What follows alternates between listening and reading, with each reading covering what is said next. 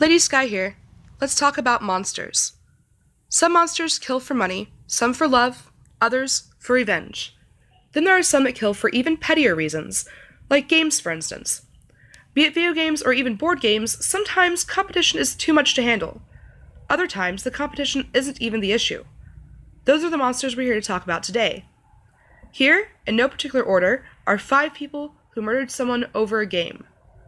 A small note here, I do not believe that video games cause violence. It's an absurd belief, and I hope you'll see that demonstrated throughout this video. Number 5. Daniel Petrick. Daniel had a good life growing up, the youngest of 3 at 16 years old and the son of a preacher. His parents, Mark and Susan Petrick, were caring, though a tad strict. In 2007, Daniel had contracted staphylococcus from an injury received in a jet ski accident. He was kept home from school and discovered Halo 3 during this time while staying at a friend's house. While Daniel did have a game system, his parents would only allow him to play games they approved of. Anything they deemed violent or sexual or games that had an adult rating were off limits. However, Daniel, being your average, well, mostly average, rebellious teenager, stuck out and managed to purchase the game anyway, as he'd done before with other games in the past, hiding away in his room during his recovery and playing games for close to 18 hours straight at times. His father had previously stated that if he found any violent games in the house, he would destroy them. Daniel's mother caught him with it before he'd even played it and told her husband, who promptly confiscated the game and locked it away in a lockbox, the very same lockbox where he stored his 9mm Taurus PT-92 handgun, in fact. A mistake that would come back to haunt him merely a week later. Daniel somehow obtained the key to his father's lockbox and took not only the game, but the gun as well. He approached his parents afterward while they were sitting on the couch. He calmly asked, quote, "Would you close your eyes? I have a present for you." His father later stated that he, quote, "expected a pleasant surprise." What he got instead was something no father would expect from the child they raised. After he'd closed his eyes, his head went numb, and blood began trickling down his arm from the bullet he was now aware was in his head. He looked over to where his wife was sitting, her now lifeless body slumped over on the love seat, having been shot in the arms, chest, and head. This had barely registered before Daniel was shoving the gun into his father's hand, saying, quote, "Hey, Dad, here's your gun. Take it." His father quite possibly would have died that day, with him and his wife's murder being framed by their son to look like a suicide if it weren't for his daughter. Daniel's sister Heidi and her husband Andrew happened to be coming over that day to watch an Indians game with the family. Daniel's father recalled hearing a knock at the door and the voice of his daughter, followed by Daniel saying, quote, "You guys shouldn't come in. Mom and Dad had a big argument." Heidi and her husband later testified at the trial that they had heard what they described as a moan or possibly their names being groaned from inside the house. They forced their way in and discovered her mother dead and her father bleeding on the ground. Though his jaw was shattered, Daniel's father indicated to his daughter that her brother had done this, all while Daniel denied it and tried desperately to pin it on his dad.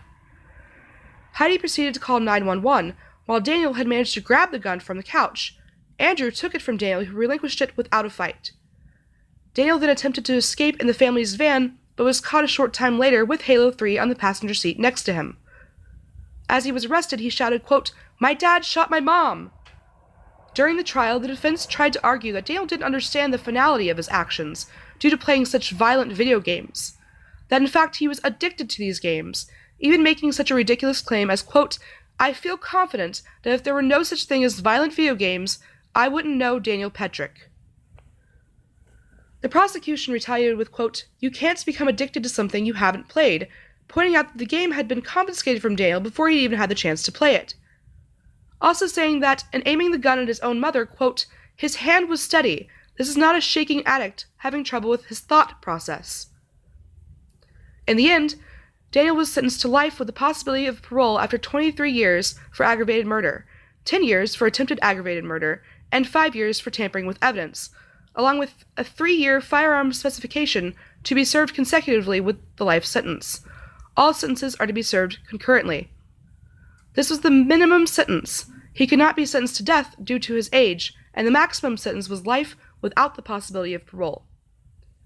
His father and sister have since stated they forgive him and just want him to come home so they can all heal. Number 4. Cameron Coker, also known, eerily enough, as Little Rambo. Cameron proves this isn't a new phenomenon, and that even young children can be monsters. Cameron lived a relatively normal life for a young country boy. His mother, Patricia Coker, was a seamstress, his father, Keith Coker, an avid hunter. As is common in such households, the father and son would frequently go on hunting trips together. The father taught his son how to shoot, how to load a gun, and how to care for his weapon. At 9 years old, he knew how to handle these guns as well as, if not better than, any adult. Unfortunately, it seems his father didn't teach him the most important part: to respect these weapons, not to use them to hurt others, and to not treat them like a toy. He also failed to keep these weapons out of reach of Cameron when they weren't hunting. On March 6, 1989, Cameron headed to a neighbor's house to play with other neighborhood children. Among them, 7-year-old Jessica Carr, who challenged him to a game of Spy Hunter, boasting that she was better at the game. Indeed, she was, for Cameron's age and knowledge didn't work to his advantage as he'd expected, and she promptly beat him. He was a bit upset, which was to be expected. However, what came next was the last thing anyone would have anticipated. The neighbor pushed all of the kids outside to have some fun and play in the snow. The kids were punished from the game system because they hadn't cleaned up their mess. Cameron was upset that he was punished, insisting he didn't make any mess, so he instead opted to stomp home, still visibly upset. He arrived to an empty house, perfect for what he had in mind. He stomped upstairs to his parents' room, retrieved a key that Keith had apparently kept hidden in the base of a lamp belonging to his gun cabinet, and retrieved a .35 caliber Marlin rifle from among the 10 weapons in the case. He then retrieved the proper ammo from a locked drawer and loaded his gun. He proceeded to open window, remove the screen from the window, and got into position. He aimed at the snowmobile Jessica was riding across the yard with another neighborhood child, lined her up in the scope, and took a shot. 100 yards away, Jessica dropped to the snow. Cameron's aim had been incredibly accurate. He replaced the screen, closed the window, returned the gun to the cabinet, and placed the empty shell casing in the ammo box. Moments later, the neighbor, whose house Cameron had just left, called and ordered Cameron to return. He was concerned for Cameron. It seemed there was a sniper in the neighborhood, and he was worried about Cameron getting hurt. As Cameron entered the neighbor's home once more, there were children screaming and crying, praying for Jessica, who was bleeding to death on the living room floor. Cameron simply stated, quote, "If you don't think about it, you won't be sad," showing no emotion to the tragedy that was unfolding in front of him. In fact, he sat down and began playing a video game. A state police trooper on the scene happened to notice a cut shaped like a half-moon on Cameron's forehead. Later, after investigators found Cameron's blood on both the rifle and near the bedroom window, it was revealed to be a cut from the rifle scope received during recoil. At 9 years old, Cameron Coker was being arrested for murder. There was much debate as to whether Cameron should be charged as a boy or as a man, given the seriousness of the crime and Cameron's behavior. Psychiatrists had deemed him to be mentally fit, though emotionally removed from the situation, even falling asleep during one appearance in court.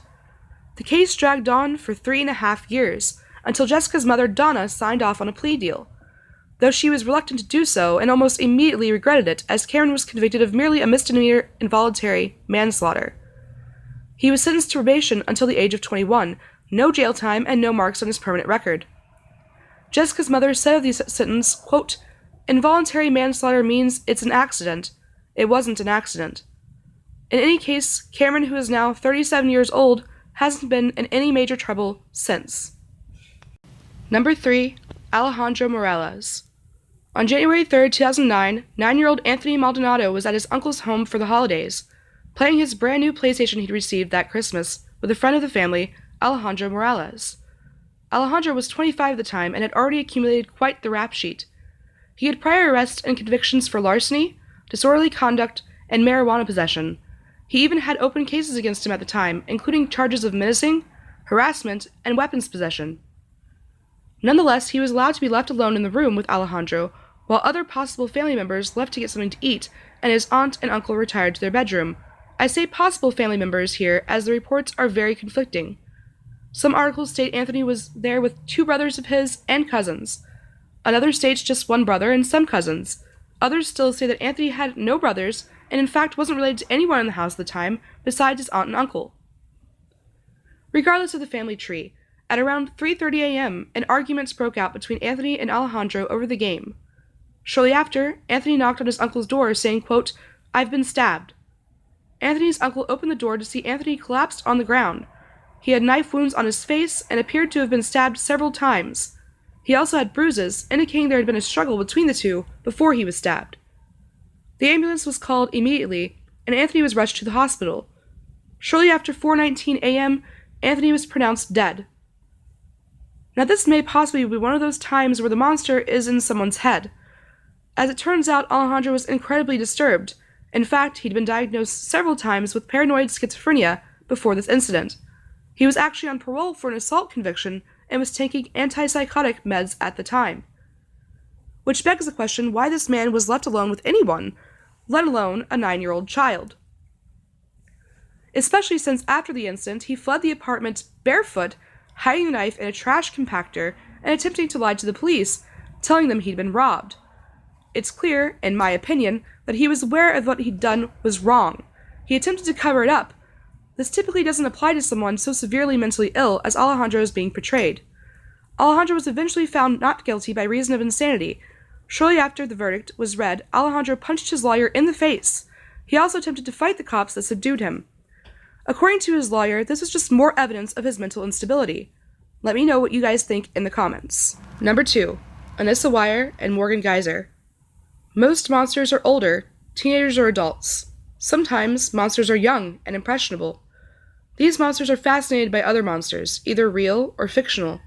Most times that fascination leads to obsession, inspiration, and inevitably, tragedy. In this case, it's a near tragedy that has been dubbed the Slender Man stabbing. Not sure if it was just the game that caused this, or indeed the entire mythos surrounding Slender Man, but I felt it was worth including here. On May 30th, 2014, 3 12-year-old girls had a sleepover to celebrate the birthday of another girl. The very next day, one of them would be clinging to life. Prior to the sleepover, the 2 young girls had discovered Slender Man on Creepypasta Wiki. Their interest quickly turned into a sort of sick obsession. The girls fully believed Slender Man was real. However, instead of telling someone their concerns, they devised a twisted plot to appease Slender Man. Apparently they wanted to protect their families, and according to them, that meant proving their loyalty and becoming a follower of Slender Man. This would allow them to prove his existence, which would somehow allow them to protect their families. They believed killing someone was the best way to do this, and that afterward, they would become servants to Slender Man and live in a mansion with him in Nicollet National Forest. They'd originally planned to do it at the birthday party while she was sleeping. They wanted to duct tape her mouth, stab her in the throat with a knife, and make their escape. Supposedly, one of the girls decided to spare her life for another day, and they waited another night. The next day, they planned to do it in a bathroom at the park, but changed this to better suit their delusions, and instead settled on murdering her in the forest during a game of hide-and-seek. While playing, Anissa held their victim, Peyton Leutner, down on the ground and ordered Morgan to stab Peyton with a knife Morgan had brought along from home. Anissa claimed she couldn't, so Morgan had to. Morgan agreed, and when asked in court later on where she'd stabbed the victim, she managed to choke out "everywhere" in reply. In fact, Peyton had been stabbed a total of 19 times in her torso, arms, and legs. 2 of the stab wounds were to major arteries, one of which missed her heart by less than a millimeter. The other actually entered her diaphragm, slicing her liver and stomach as well. As she lay bleeding, the 2 girls told Peyton they were leaving to get her help, but instead attempted to flee. Peyton was strong, however, and somehow managed to drag herself out of the forest and into a ditch alongside a road. There she managed to flag down a cyclist by saying, quote, "Please help me, I've been stabbed." Luckily, the cyclist heard her and stopped to call 911. As soon as the police arrived, Peyton was able to tell the officers the name of one of the girls. She was immediately taken to a hospital to undergo surgery. She had been severely injured in the cardiac box area, which includes your lungs and aorta. There is a 25 to 50% mortality rate on average with injuries like the ones Peyton received. It's amazing that she had managed to survive. A massive search ensued, including police departments in Waukesha, as well as Waukesha County, New Berlin, and Brookfield, along with Waukesha Fire Department and Fight for Life emergency helicopter services. They were eventually caught walking on Interstate 94. As they were hauled away, they seemed indifferent about it all, truly believing they had done what was needed to be done. They were sad about their friend, but felt it was for a good cause. Peyton was hospitalized for 6 days and was released, though still had some issues afterward. After many, many delays, one girl being put in and out of a mental institution and being diagnosed with oppositional defiant disorder, as well as schizophrenia like her father, and the other girl being diagnosed with schizotypy and a delusional disorder, the sentences were finally handed down. Just this past September, Morgan was found not guilty by reason of mental disease or defect. It's still being determined how long she will be in the mental hospital. Then in December, Anissa was sentenced to up to 25 years in a state mental institution. She will have to serve at least 3 more sentences in a state hospital. She will then remain under supervision for the rest of the sentence. This includes time served. She will be 37, with most of her life wasted over a creepy story. I don't fully believe they were incapable of understanding their actions. It was all premeditated. They tried to run, they clearly knew right from wrong, and they knew what they were doing was wrong. This is just my opinion, however, so you all can share yours as well. Number 1. Tyler Barris. Our final monster is one you may have heard of, quite recently in fact. There are monsters that plan things, obsess over things, or just snap one day. Then there are the monsters that never thought they'd be a monster. These are the ones that don't think things through, that don't consider the consequences of their actions, quick to react, and more often than not, overreact. Tyler Barris is a 25-year-old kid. I say kid, even if he is only 3 years younger, because when I observed his Twitter at the time of this incident, that is how he came across to me. Young and dumb, very boastful of his actions, not a care in the world. That was all before Tyler fully grasped the severity of his actions, before he was aware of his role in a tragedy. It all began over $1.50. You heard me correctly. There's no misplaced decimal here. That was the wager over an online Call of Duty tournament on UMG Gaming. I cannot confirm if this started because one of the men involved refused to pay up or what. I don't know, that part has been kind of hard to find, so it's only mentioned that the wager started the argument. This led to one of the men involved to contact Tyler, who was quite known at the time for swatting, not just people, but events as well, and the other man apparently found out that Tyler had been contacted and decided to escalate things even further. He DM'd Tyler on Twitter, providing him with a name and address, basically telling him to go ahead and try it. Tyler didn't hesitate. Besides, this was his forte. He bragged many times on several Twitter accounts about previous swattings he'd done, even retweeting tweets about the events he swatted getting shut down, showing off to anyone who would give him even the slightest bit of attention, which incidentally was many people. Humans by nature love drama. We don't like when bad things happen to ourselves, but we enjoy reveling in the misery of others. So Tyler called the police, eager to have another laugh with his followers. He told them that he'd just shot his father and was currently holding his mother and siblings hostage at gunpoint. He then calmly stated that he'd poured gasoline inside the home and that, quote, I might just set it on fire, then promptly hung up. SWAT arrived shortly after and surrounded the address provided. They were prepared for a hostage situation. When Andrew Finch opened his door, he must have saw a shocking sight. Police ordered him to put his hands up and move slowly. However, Andrew made the mistake of moving his hand towards the waistband of his pants, I assumed to pull them up, a sort of unconscious movement. That was all it took. A single shot was fired at Andrew, and he died at the hospital only minutes later. The worst part of this, the man that provided the address to Tyler had provided the address of a home down the street. Andrew had nothing to do with any of this. In fact, his mother claims he didn't even play video games. When Tyler realized that his swatting had ended with a death, he immediately took to his Twitter. He attempted to convince anyone who was reading, and likely himself as well, that it was not truly his fault. He hadn't pulled the trigger. The cops had. He even went on the YouTube channel Drama Alert, where he sounded less than remorseful for his actions. Eventually, he was caught, but I suppose we will have to wait and see what the charges are. Let me know what you think the punishment should be down in the comments. And as always, be wary of the monsters out there.